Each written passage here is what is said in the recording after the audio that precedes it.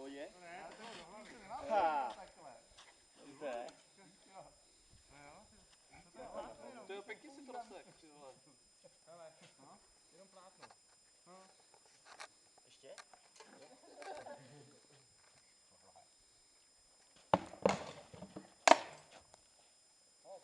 Jak ho zahákneš, tak se hrozně odkryje.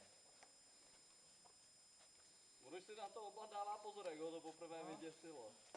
To mě to taky vyděsilo. Je průser, že mu tou sekyrou odstavíš štít, ale ty bys s tím štítkem už... Mu tu čelotku nedá. A měl bys.